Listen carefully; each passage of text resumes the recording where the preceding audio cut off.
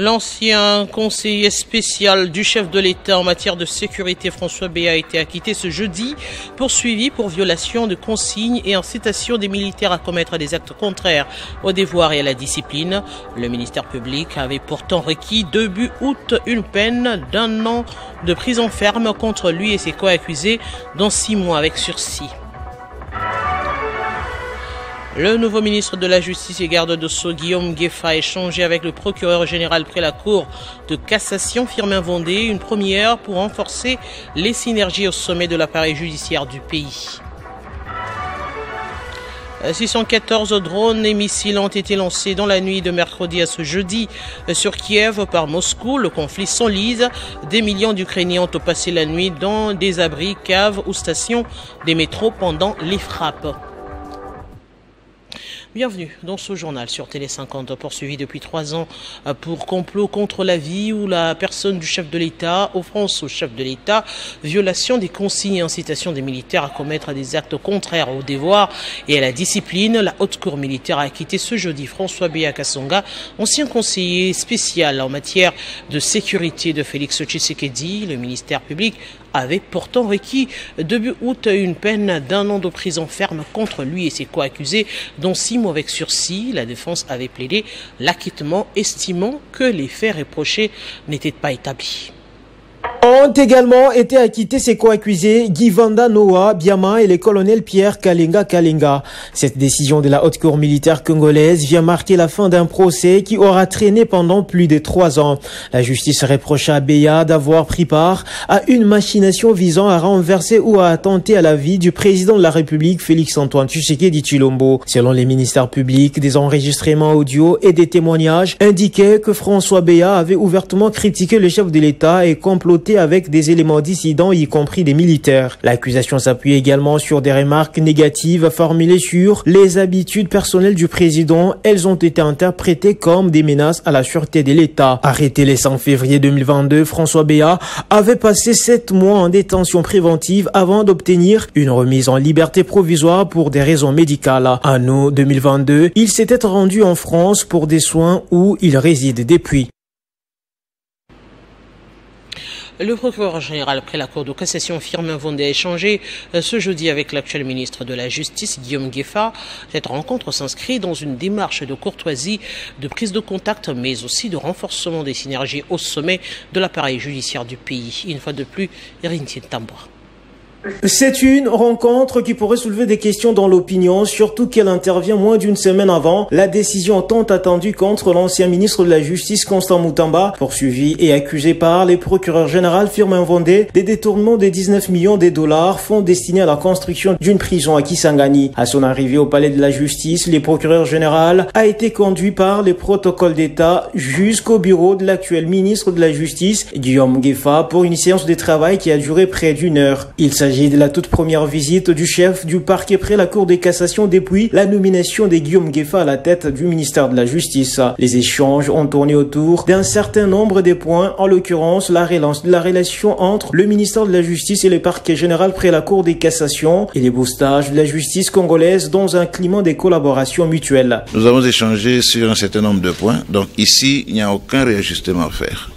Je crois que parce que c'est la justice, nous regardons tous dans la même direction. Et croyez-moi, les résultats seront certainement palpables. Je n'ai pas d'autre chose à dire, mais je crois que le temps de la relance est là. Je dis bien le temps de la relance, parce qu'il n'y a aucun différend à arranger. Il n'y aura pas de recul. Nous allons booster pour que la justice gagne et que le peuple congolais puisse y trouver aussi sa contrepartie. Cette visite de courtoisie qui intervient aussi après la série des veillées devant la résidence de l'ancien ministre de la Justice Constant Moutamba pourrait inaugurer une nouvelle ère de coopération constructive entre les différentes composantes de l'appareil judiciaire dans un souci d'efficacité, de transparence et de respect de l'état des droits.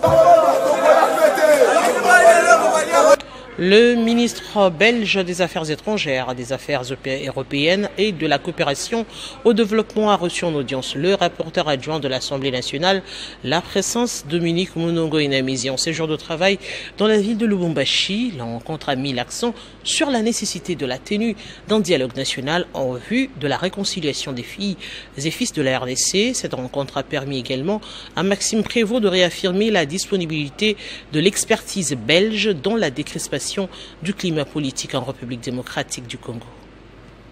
À Lubumbashi, auprès du vice-premier ministre belge en charge des affaires étrangères, l'honorable princesse Dominique Munongo Inamizi, accompagnée de ses collègues députés, a évoqué la nécessité de l'organisation d'un dialogue inclusif entre Congolais et la nécessité d'entretenir des bonnes relations entre la République démocratique du Congo et la Belgique. Nous sommes sur une planète, c'est très important que les uns et les autres échangent parce que rien ne vaut le dialogue, rien ne vaut l'entretien, parce que c'est à partir de là qu'on peut déceler les actions, les leviers sur lesquels on peut travailler pour que nous puissions aller de l'avant et trouver une solution, surtout pour la RDC. Nous avons un souci, c'est que les enfants, les fils et les filles de la RDC se parlent. L'invité des marques du VPM Maxime Prévost a en outre salué l'initiative belge, celle de palper du doigt les réalités sociopolitiques et économiques de la République démocratique du Congo.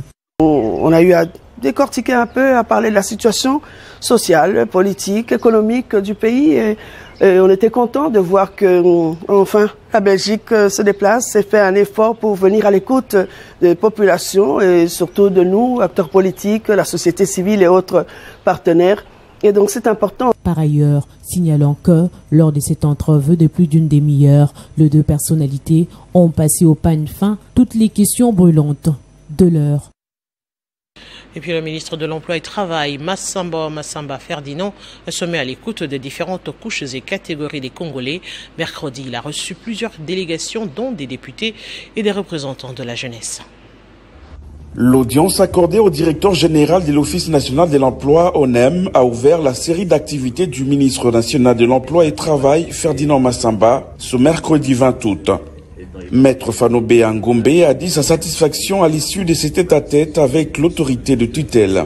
L'honneur nous a été donné d'être conviés à une réunion de prise de contact urgente pour préparer en fait la réunion d'état des lieux avec l'ensemble du conseil d'administration et la direction générale et préparer la présentation de la situation générale de l'ONEM, si je peux le dire. Donc vous savez très bien qu'il y a pas mal de défis à relever et il est important de pouvoir faire la mise à jour auprès de la nouvelle tutelle qui nous conduit.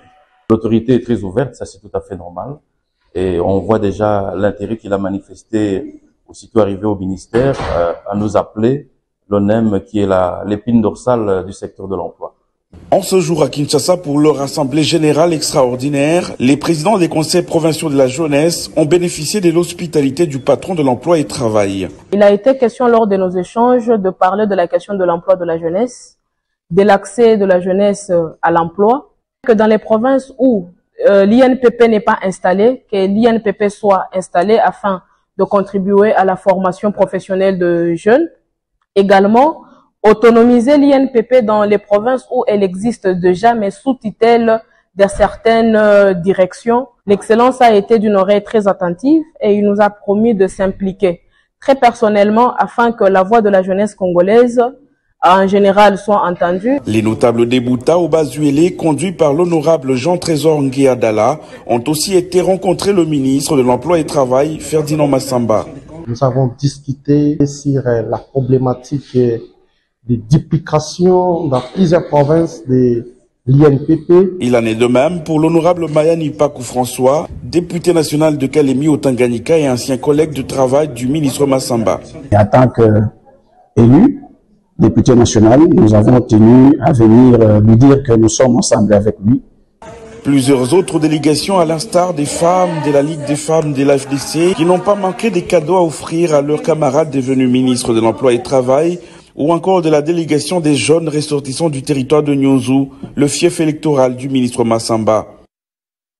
La République démocratique du Congo, à l'instar d'autres nations engagées dans l'accord de Paris, est tenue de rendre compte régulièrement de ses efforts en matière de réduction des émissions de gaz à effet de serre, des mises en œuvre des mesures d'adaptation et de mobilisation de financement climat.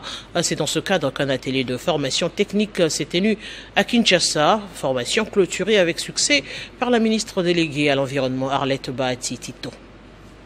Cet atelier, salué par les participants comme étant hautement stratégique, a permis aux experts congolais de l'environnement de renforcer leurs compétences sur les mécanismes de transparence climatique. Le secrétaire général à l'environnement, Benjamin Touarambo, a insisté sur l'importance capitale de la transparence, la qualifiant de maître mot dans le cadre des engagements climatiques. Pour sa part, la ministre déléguée Arlette Bahati a tenu à rappeler que la transparence ne devrait pas être perçue uniquement comme une exigence internationale, mais plutôt comme un levier stratégique.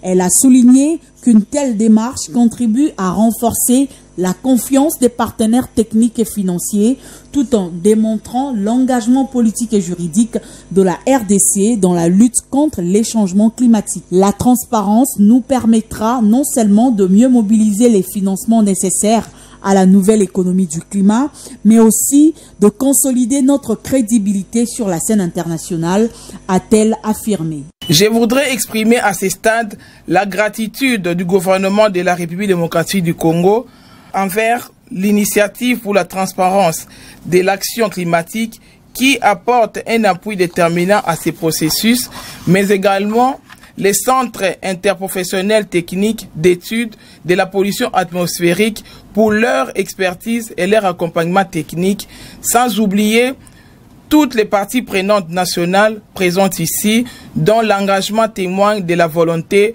collective d'avancer ensemble. Pour garantir le succès de ce processus, Arlette Bahati Tito a exhorté l'ensemble des parties prenantes à partager régulièrement les données environnementales et à bâtir un système national de suivi robuste capable de produire des rapports de qualité conformes aux objectifs de l'accord de Paris de 2015.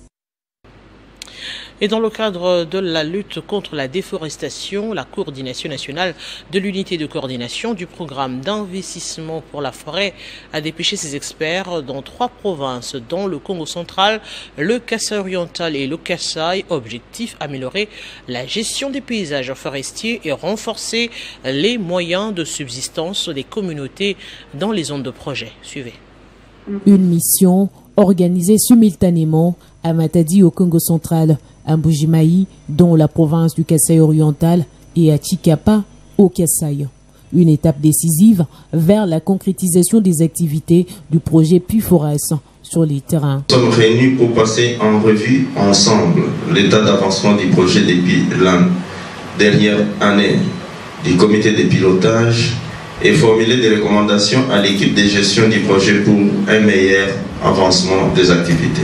D'abord, à Matadi, cette réunion a rassemblé toutes les parties prenantes et a eu le mérite de présenter l'état d'avancement des activités du programme Pifores. Même exercice, à Mbujimayi au Kasaï oriental, l'activité du COPIL provincial a vécu le même jour et a été l'occasion de promouvoir le premier acquis de la mise en œuvre de cet ambitieux programme. Pifores est une réponse de la RDC face aux engagements pris dans le cadre de la RED+, pour réduire les émissions liées à la déforestation et à la dégradation de ces forêts.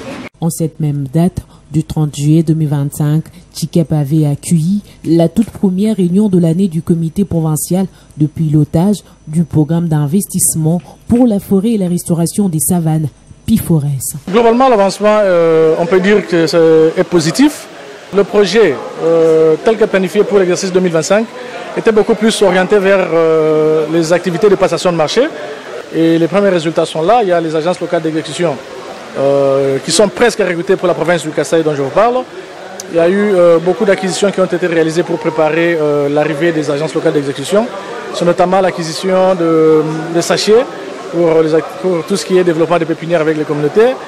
Téné, le parti prenant à ces projets, ont à l'unanimité réaffirmé leur engagement à accélérer la mise en œuvre des activités en veillant à une meilleure inclusion communautaire, la transparence et la durabilité dans la gestion de ressources naturelles de manière à impacter positivement dans les vies des populations et communautés bénéficiaires. Au Nord Kivu, le gouverneur de province a entamé une itinérance pour évaluer la situation sécuritaire, mais aussi son carrière de l'état des infrastructures routières. Le général-major était à Lubero. Après échange avec la population, l'autorité provinciale a lancé les travaux de construction des quelques infrastructures de base. C'est un reportage de Martial Bendelo. Après la ville de Butembo, le gouverneur du Nord Kivu est arrivé dans le territoire de Lubero ce mardi 19 août. Une visite d'itinérance, mais d'une très longue portée sécuritaire, au regard de la proximité entre Lubero-Centre et la ligne de front, qui n'est qu'à moins de 5 km d'ici. Le général-major Somo Kakule rassure la population du territoire de Lubero des efforts militaires et diplomatiques en cours pour recouvrer la paix.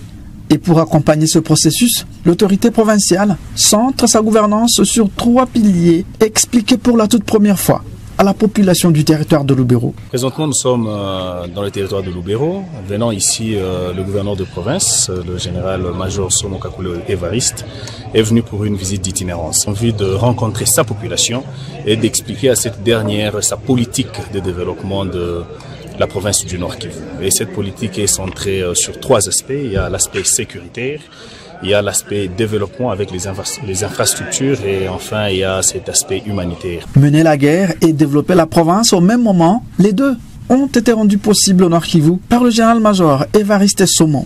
Le gouverneur du Nord Kivu a déjà lancé une vaste campagne de développement de la province avec la construction des infrastructures de base. En plus de la réhabilitation des routes, au moins 10 ponts seront construits dans le territoire de Lubero sur fonds propres du gouvernement provincial. Nous allons lancer pour appelé Kassalala.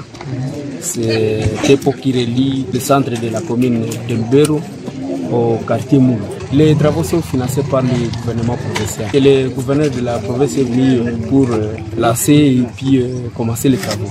Dans le cadre des infrastructures, c'est pour que cela puisse aider. Premièrement, pour que l'armée, dans le cadre de la sécurité et de la défense, puisse avoir un accès facile à différents sites. Le partenariat public-privé, une stratégie qui est en train de donner ses résultats au Nord Kivu. Partout où il passe, le gouverneur de province mobilise la population à assurer elle-même l'avenir de sa province. Et dans le prolongement du breakfast fiscal du 15 août dernier, le ministère des Finances et la Direction générale des impôts ont participé à une séance de travail organisée par la Fédération des entreprises du Congo. Cette rencontre visait à approfondir les échanges autour de la mise en œuvre de la réforme sur la facture normalisée. Portée par le ministre des Finances Doudou Fwamba Likonde, cette réforme s'inscrit pleinement dans la vision de modernisation et de transparence de la gestion fiscale prônée par le gouvernement souminois et encouragée par le chef de l'État Félix Tshisekedi. Au cours de cette séance technique, les experts du ministère des Finances ont rappelé que la mise en œuvre de la facture normalisée est une réforme qui n'est pas imposée de façon unilatérale. Elle sera appliquée avec souplesse et accompagnée des mesures d'appui adaptées. Il était plus question de comprendre comment traiter les cas spécifiques de certaines sociétés qui ont des opérations assez complexes, mais il y avait également d'autres questions de précision, d'éclaircissement par rapport aux modalités de conformité à la réforme, mais aussi à la commercialisation ou encore à la mise à disposition des dispositifs électroniques fiscaux. Il était nécessaire pour les sociétés privées d'indiquer leurs prérogatives, d'indiquer leurs préoccupations par rapport à la mise en place de cette facture normalisée. Et la FEC a fait en sorte de nous accompagner, d'échanger avec le ministère des Finances et la DGI pour pouvoir avoir cette séance de travail qui est absolument nécessaire. De son côté, la FEC a insisté sur le fait que l'enjeu n'est pas seulement de se conformer à la réforme, mais aussi d'amener les entreprises à se l'approprier pleinement. Des commissions spécialisées seront mises en place afin d'examiner les problématiques particulières de chaque secteur d'activité. Ces échanges témoignent d'une volonté partagée d'avancer dans une approche concertée et flexible. Ils traduisent l'engagement commun du gouvernement et du secteur privé de faire de la facture normalisée une réussite collective au bénéfice de l'économie nationale et du civisme fiscal. Ololaba prononce ce message de félicitations du parti politique Alliance pour un Congo fort adressé au gouvernement souminois remanié. Depuis Kolwezi, ce message s'adresse plus particulièrement au nouveau ministre des Infrastructures et Travaux publics qui a une lourde charge, certes, mais à la hauteur de son esprit managérial. C'est avec une immense joie que la fédération ACF, province du Lualaba, a appris par la voie des ondes votre nomination au poste de ministre national en charge des infrastructures et travaux publics.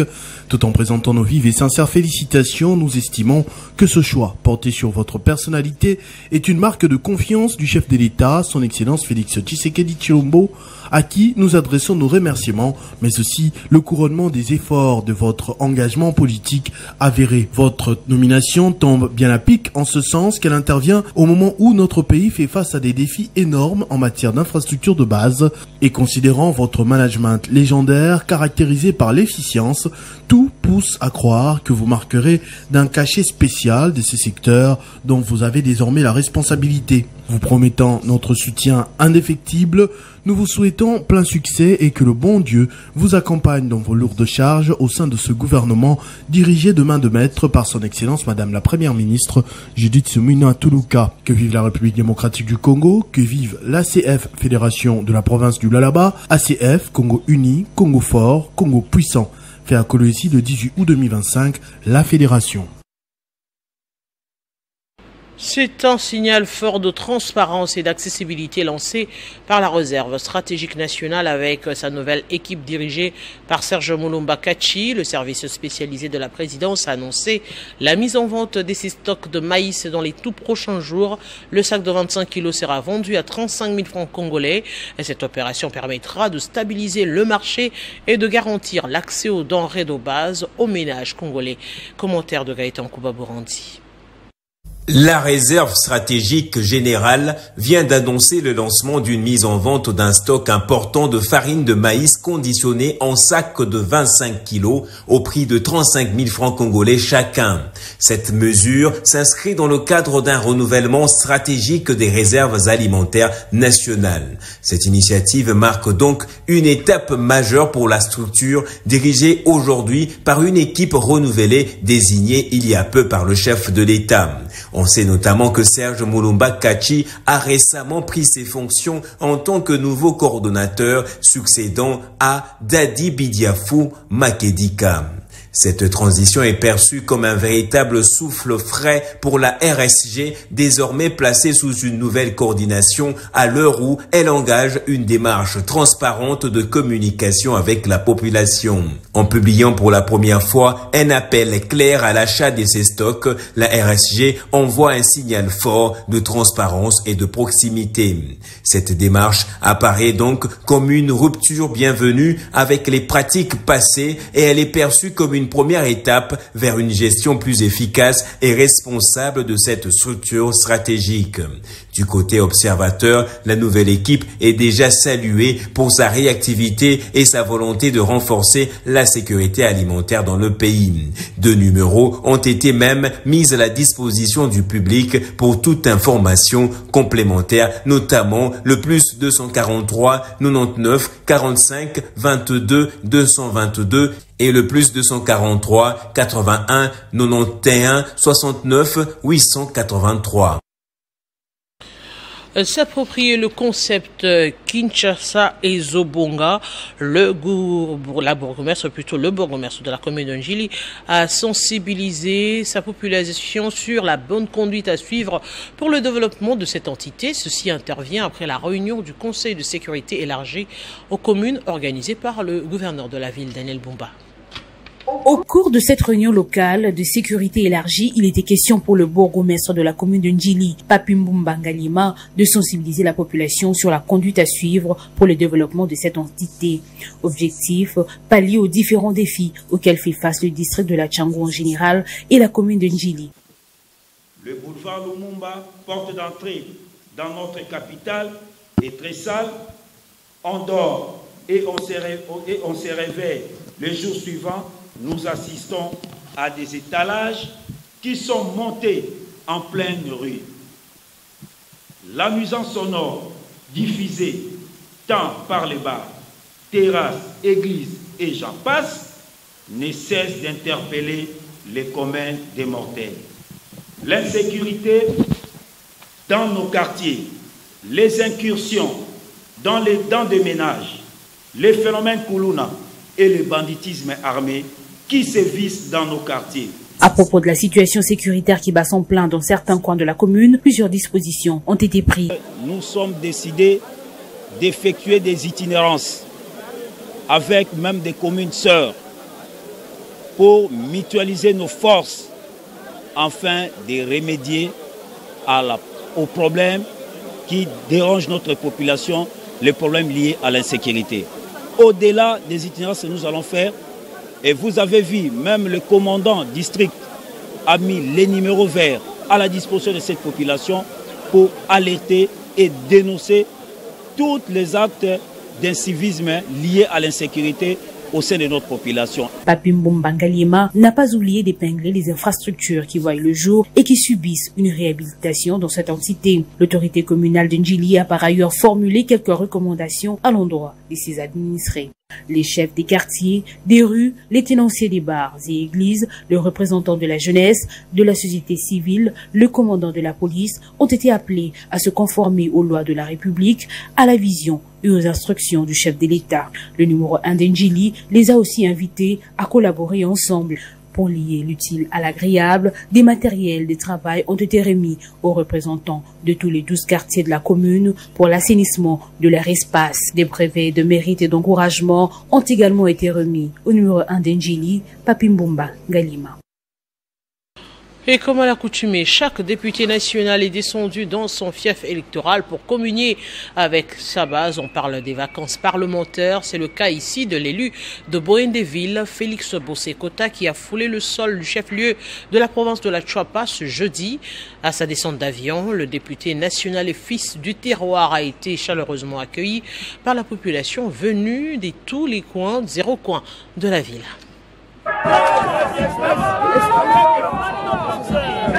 L'occasion était propice pour l'élu de Boendé de remercier sa base pour cet accueil. Il a également transmis les messages des pays de cohésion et de l'unité de toutes les filles et fils des Tchouapa pour les développements. À ses propos, Félix Bosekota a épinglé la démarche du gouvernement pour concrétiser la vision du chef de l'État dans les volets sécuritaires et développement des 145 territoires. Un programme ambitieux qui nécessite la mobilisation de tous les bras et particulièrement ceux des Tchouapa. Depuis que le chef de l'État avait appelé les jeunes à s'enrôler dans l'armée, ici à Boendé, le pourcentage des jeunes qui se sont enrôlés est moins que dans d'autres villes.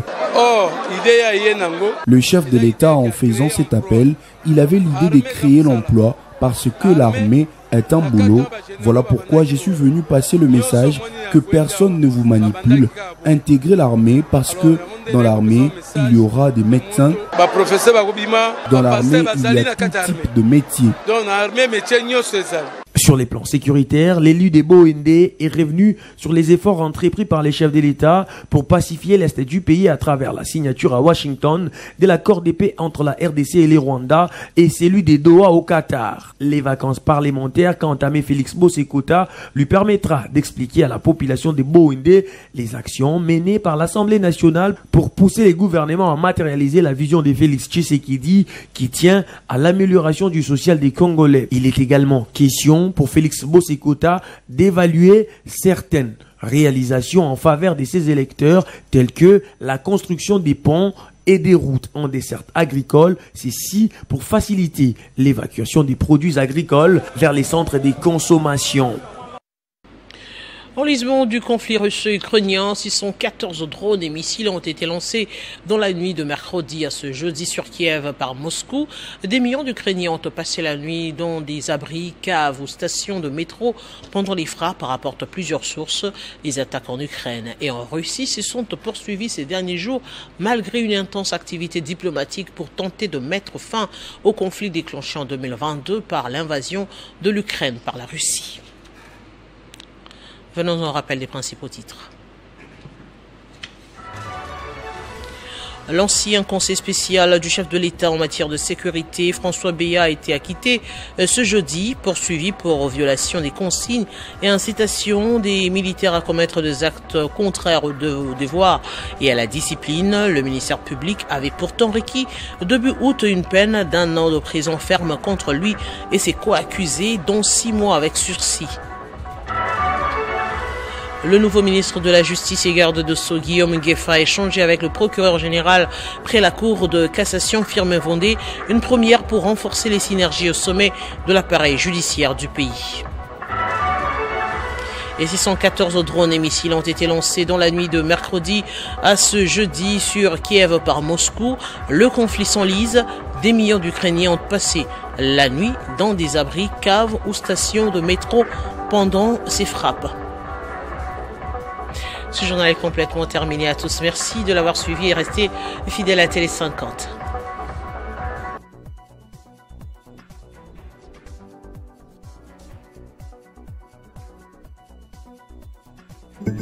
Retrouvez toute l'actualité en continu sur www.tele50.cd.